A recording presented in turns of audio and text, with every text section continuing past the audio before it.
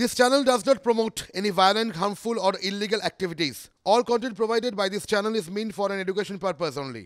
বিচারপতি অভিজিৎ গঙ্গোপাধ্যায় একটা গুরুত্বপূর্ণ মন্তব্য তিনি করেছেন। তার পর্যবেক্ষণ, রাজ্যে 3 থেকে 4টি সিবিআই থানার থাকার প্রয়োজন রয়েছে এবং প্রত্যেক থানায় ইন্সপেক্টর, কনস্টেবল সবাইকে নিয়ে থাকতে হবে। সবাইকে নিয়ে একটা থানা দরকার। মানুষ হয়রান হচ্ছে, অভিযোগ গ্রহণ করা হচ্ছে না। দুর্নীতি মামলায় তাৎপর্যপূর্ণ মন্তব্য বিচারপতি অভিজিৎ গঙ্গোপাধ্যায়ের। আরও ডিটেলে জানবো আমাদের প্রতিনিধি শ্রাবন্তী সাহাই মুহূর্তে রয়েছেন সঙ্গে। শ্রাবন্তী, ঠিক কি কারণে এই কথা বলেছেন বিচারপতি গঙ্গোপাধ্যায়? দেখো, সমবায় দুর্নীতির একটি মামলা ছিল, সেখানে সিবিআই এরাজ্যে তদন্ত করতে গিয়ে বেশ কিছু লজিস্টিক সাপোর্ট, একই সঙ্গে কিছু অফিসার চান যারা পুলিশ অফিসার হবেন উত্তরবঙ্গে গিয়ে কাজ করার ক্ষেত্রে তাদের এটা প্রয়োজনীয়তা রয়েছে বলে তারা বিচারপতির এজলাসে জানান। প্রায় 2 মাস আগের অর্ডার, সেখানে বিচারপতি রাজ্য পুলিশকে সহযোগিতা করবার নির্দেশ দেন, কিন্তু 2 মাস কেটে যাওয়ার পরেও এই নির্দেশ কার্যকরী হয়নি। সেই হিসেবে তিনি মুখ্য সচিবের হলফনামা তলব করেন। মুখ্য সচিব জানিয়ে দেন যে এই অর্ডারের এগেনস্টে তারা সুপ্রিম কোর্ট পর্যন্ত মামলা করেছেন, তার জন্যই তাদের এই ডিলে হয়েছে। এরপরই বিচারপতি অত্যন্ত বিরক্ত হন এবং তারপর তার বক্তব্য যে প্রত্যেক রাজ্যে এরকম সিবিআই থানা থাকা দরকার, সেখানে ইন্সপেক্টররা থাকবেন, যাতে ইনফ্রাস্ট্রাকচার থাকলে রাজ্য সরকারের সহযোগিতাই যাতে না লাগে, রাজ্য সরকারের প্রয়োজনীয়তাই যাতে না লাগে।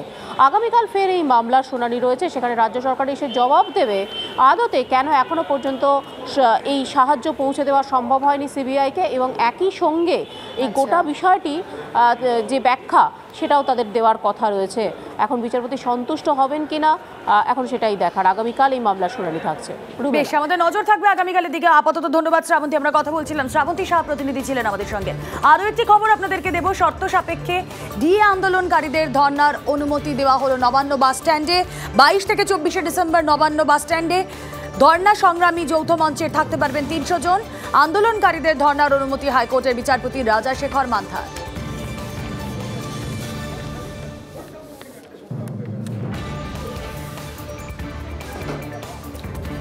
আরও একবার আপনাদের জানিয়ে রাখি, শর্ত সাপেক্ষে ডিএ আন্দোলনকারীদের ধর্নার অনুমতি হাইকোর্টের বিচারপতি রাজাশেখর মান্থার।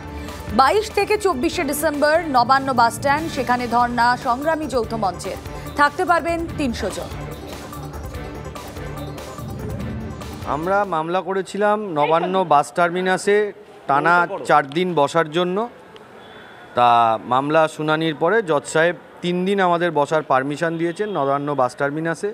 72 ঘন্টা টানা, কালকে সকাল 9টা বা 10টা থেকে শুরু হবে, রোববার 9টা 10টা পর্যন্ত এই ধর্না চলবে।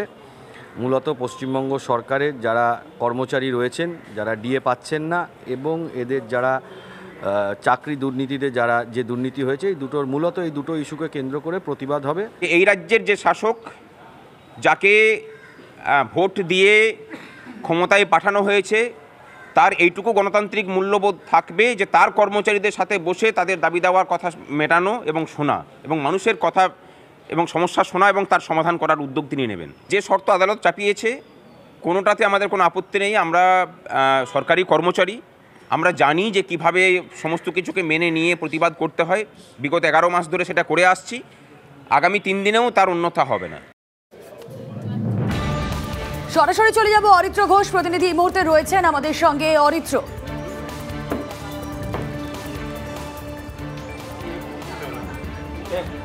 দেখো, বকেয়া মহার্ঘ ভাতা তাদের যেটা দাবি, সেই দাবি নিয়ে তারা 300 দিনেরও বেশি সময় অবস্থানে রয়েছেন, 329 দিনের কাছাকাছি। এবার তারা নবান্নের সামনে যে ধর্ণা অবস্থানের কর্মসূচি নিয়েছিলেন, তার যে অনুমতি আদালতের দ্বারস্থ হয়েছিলেন, সেই অনুমতি তারা পেয়েছেন। তবে বেশ কিছু শর্ত তাদেরকে আরোপ করা হয়েছে, যেহেতু 144 ধারা রয়েছে এই নবান্নর চারপাশে। আমি সরাসরি একটু কথা বলবো, সংগ্রামী যৌথ মঞ্চের আহ্বায়ক ভাস্কর ঘোষ রয়েছেন।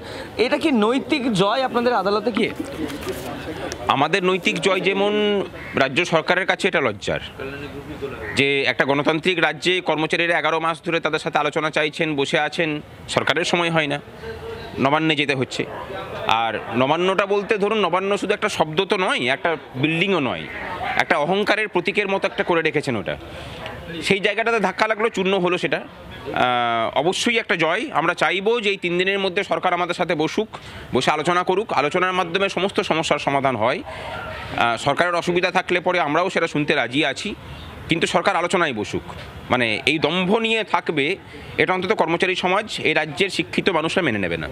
অর্থাৎ তুমি বুঝতে পারলে তাদের যেটা বক্তব্য যে এই হাইকোর্টে যাওয়া এবং তার অনুমতি পাওয়া, সেই জায়গায় দাঁড়িয়ে নবান্নের যে একটা ধাক্কা খেয়েছে নবান্ন, সেটা তারা কার্যত স্বীকার করলেন এবং যেটা তারা জানাচ্ছেন যে আগামীকাল থেকে 72 ঘন্টা অর্থাৎ 22, 23, 24 এই 3 তারিখেই তারা বসবেন নবান্নের সামনে এবং যে যে নির্দেশিকা আদালতের তরফে দেওয়া হয়েছে, যা যা গাইডলাইন দেওয়া হয়েছে, প্রত্যেকটি তারা মান্যতা দেবেন এবং তাদের যে দাবি দেওয়া সেটা একদম নবান্নের একদম কাছে গিয়ে তারা মুখ্যমন্ত্রীর কাছে তাদের সেই দাবি জানাবেন এবং তারা আশা রাখছেন এই 3 দিনের অবস্থান বিক্ষোভের পরে হয়তো রাজ্য প্রশাসনের সদর দপ্তরের ঠিক বাইরেই তারা বাস স্ট্যান্ডে, নবান্ন বাস স্ট্যান্ডে তারা এই ধর্ণা আন্দোলন কর্মসূচি চালিয়ে নিয়ে যাবেন। অবশ্যই আমাদের নজর থাকবে সেদিকে 22 থেকে 24 ডিসেম্বর তাদের এই কর্মসূচির দিকে। আর এদিকে দেখুন, পুলিশের পর এবার শাসক কাউন্সিলরের অনুষ্ঠানে অনুমতি দিল না হাইকোর্ট। যোধপুর পার্কে সেখানে একটি কেক বিলির অনুষ্ঠান ছিল, কেক বিলির অনুষ্ঠানের অনুমতি আদালত দিল না। অনুষ্ঠানে থাকার কথা ছিল মেয়র মালা রায় সহ তৃণমূল নেতাদের। অনুষ্ঠানের আয়োজন করেন 93 নম্বর ওয়ার্ডের কাউন্সিলর। এলাকায় স্কুল ও হাসপাতাল আছে, আপত্তি জানায় মামলাকারীরা। রাস্তা আটকেই অনুষ্ঠান করা যাবে না। পুলিশও অনুষ্ঠানের অনুমতি দেয়নি। আদালতে জানায় রাজ্য, বস্তি এলাকায় গিয়ে অনুষ্ঠান করুন, মন্তব্য প্রধান বিচারপতি।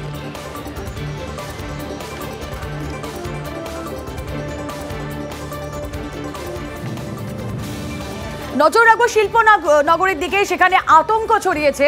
2 নাবালিকাকে ধর্ষণের অভিযোগ উঠেছে এবং ইতিমধ্যেই অন্ডাল থানায় অভিযোগ দায়ের হয়েছে। অভিযোগ, অন্ডাল স্টেশন সংলগ্ন পার্কে খেলতে গিয়েছিল 16 বছরের কিশোরী, আর সেখান থেকে রেল ব্রিজ সংলগ্ন জঙ্গলে টেনে নিয়ে গিয়ে অত্যাচার চালায় অভিযুক্তরা। চলতি মাসে দুর্গাপুরের নিউ টাউনশিপ থানা এলাকায় পরপর ধর্ষণ কাণ্ড। নারী নিরাপত্তা নিয়ে ইতিমধ্যেই প্রশ্ন উঠছে।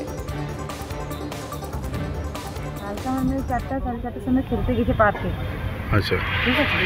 और अभी सुनलाम छोटा समय सुनलाम छोटा समय 2টা ছেলে ওকে নিয়ে গেছে। তারা কোথাকার বাসিন্দা? আমি অন্ডালা দিয়ে নিয়ে গেছে। ওর কোই লাইন দিকে, কোন দিকে লাইন দিকে জঙ্গল দিকে ওকে নিয়ে গেছে। ওর সঙ্গে দুষ্কর্ম করেছে 2টো ছেলে। ছেলের নাম আছে একটা আরমান, একটা নাম আছে ফিরোজ। আপনারা কমপ্লেন করেছেন থানাতে? হ্যাঁ, কালকে করেছি কমপ্লেন। ঘটনাটা একটা মেয়ের সাথে দুর্ব্যবহার করা হয়েছে, আর সেটা আমি এসেছিলাম বাড়িতে এসছে, মা বাবার সাথে দেখা হয়েছে, কথা হয়েছে, পুলিশকে কমপ্লেন করা হয়েছে, তদন্ত করে কি যা বেরোবে, কিন্তু যা ঘটেছে সেটাই খুব খারাপ ঘটনা। আমরা পুলিশকে বলেছি এবং ইমিডিয়েট যত জলদি ছেলেকে অ্যারেস্ট করতে হয়। কজন ছিল ওরা, কি শুনলেন? মেয়ের মা বাবার কাছে শুনলাম 2জন ছেলে ছিল। যেটা আমরা শুনলাম কাল রাত্রে যে বাচ্চা মেয়েটি পার্কে খেলছিল সন্ধ্যেবেলায়, যা পরিবারের কাছ থেকে আমরা যেটুকু শুনেছি যে সেই সময় তাকে 2জন ছেলে বাইকে চাপিয়ে নিয়ে যায় এবং তার সঙ্গে যা ঘটনা ঘটেছে পুলিশ নিশ্চয়ই তদন্ত করে দেখবে কি হয়েছে না হয়েছে। কিন্তু আমরা বলতে চাইছি যে আমাদের নিরাপত্তা কোথায় যাচ্ছে। অবিলম্বে প্রকৃত দোষীদের চিহ্নিত করে দৃষ্টান্তমূলক শাস্তি দেওয়া হোক এবং ঘটনার পূর্ণাঙ্গ তদন্তর আমরা দাবি করছি। সরাসরি চলে যাব, আমাদের প্রতিনিধি জয়ন্ত আমাদের সঙ্গে থাকবেন। তবে তার আগে আপনাদেরকে জানাই, নাবালিকাকে এই গণধর্ষণের ঘটনায় ইতিমধ্যে 2 অভিযুক্তকে ইতিমধ্যেই তাদেরকে জিজ্ঞাসাবাদ করা হচ্ছে। কিন্তু আপনাদেরকে বলে রাখি যে দুর্গাপুর নিউ টাউনশিপে এই নিয়ে পরপর ধর্ষণের ঘটনা ঘটেই চলেছে। খুব স্বাভাবিকভাবেই প্রশ্নের মুখে এই মুহূর্তে নারী নিরাপত্তা। আমরা কথা বলবো, আমাদের প্রতিনিধি থাকবেন জয়ন্ত আমাদের সঙ্গে। সরাসরি চলে যাই জয়ন্তর কাছে। জয়ন্ত, লেটেস্ট কি আপডেট রয়েছে? কারণ পরপর এই ধরনের ধর্ষণের ঘটনা, নারী নিরাপত্তা তো প্রশ্নের মুখে।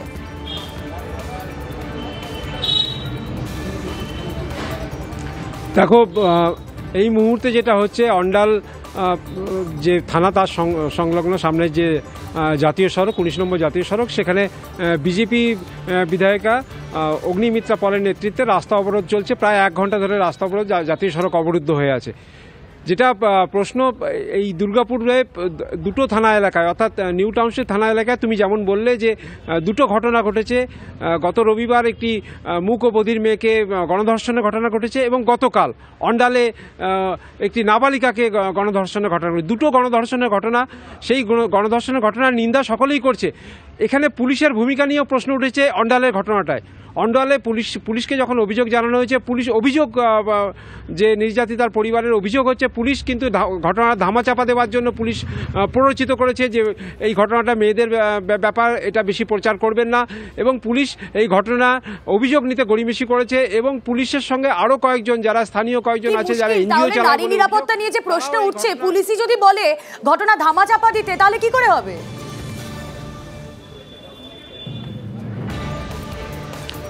একদম এই প্রশ্নটাই উঠছে। গতকাল এখানে আমরা নিউ টাউনশিপ থানার সামনে দেখেছিলাম বিজেপি বিধায়ক রাস্তা অবরোধ করেছিল এবং বলেছিল যে এই ধরনের ঘটনা যত দ্রুত সম্ভব দোষীদের চিহ্নিত করে উপযুক্ত শাস্তি দিতে হবে। তার 24 ঘন্টা পেরোয়নি একই ঘটনা ঘটলো অন্ডালে, এবং সেখানেও দেখা গেল যে একজন নাবালিকা যে পার্কে খেলতে গেছিল তাকে ফুসলিয়ে তারই পরিচিত দুজন নিয়ে তাকে ধর্ষণ করে জঙ্গলে নিয়ে গিয়ে, এবং তাদেরকে পুলিশ কিন্তু এখনো কিন্তু পুলিশ তাদের ধরতে পারেনি না। পুলিশ এই ঘটনাটাকে ধামাচাপা দিতে চাইছে বা পুলিশ এটাকে লঘু করে দেখতে চাইছে। ধন্যবাদ। টাকি পুরসভার দিকে নজর রাখবো। টাকি পুরসভায় তৃণমূলের বিরুদ্ধে অনাস্থা, তৃণমূলেরই জানা যাচ্ছে তৃণমূলের চেয়ারম্যানের বিরুদ্ধে অনাস্থা 12 শাসক কাউন্সিলরের। চেয়ারম্যানের বিরুদ্ধে অনাস্থা খোদ ভাইস চেয়ারম্যানের। দুর্নীতি স্বজন পোষণের অভিযোগে অনাস্থা তৃণমূলের একাংশের। ফোন করলেও জবাব মেলেনি টাকি পুরসভার চেয়ারম্যানের কাছে। গোষ্ঠীদ্বন্দ্বে শেষ হয়ে যাবে তৃণমূল, কটাক্ষ বিজেপির।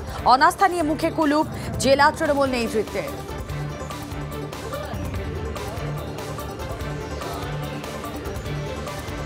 করি না, আমি কিছু বলবো না, আমি আপনাদের রিকোয়েস্ট করছি, যা বলার আমার জেলা বলবে, আমি জেলাকে জানিয়েছি, তারা যা বলার বলবে। আমার জেলা নেতৃত্ব আছে, কারণ আমি দলটা করি, আমি কোনোদিন দলকে সামনে রেখে দলের কোনো ক্ষতি হোক আমি সেই রকম কিছু চাই না। এই সমস্ত অনাস্থার কারণ হচ্ছে যে বিগত পৌরসভাতে বা বর্তমান পরিচালিত যে পৌর বোর্ড, এতে এত বিশাল পরিমাণে দুর্নীতি হয়েছে, প্রতিটি দুর্নীতির জন্য নিজেদের মধ্যে খেয়ে থেকে আজকে এই পরিস্থিতি তৈরি হয়েছে। সাধারণ মানুষ তার কোনো পরিষেবা থেকে বঞ্চিত হচ্ছে। আজকে এর বিরুদ্ধে অনাস্থা, কাল ওর বিরুদ্ধে অনাস্থা, এই চলছে।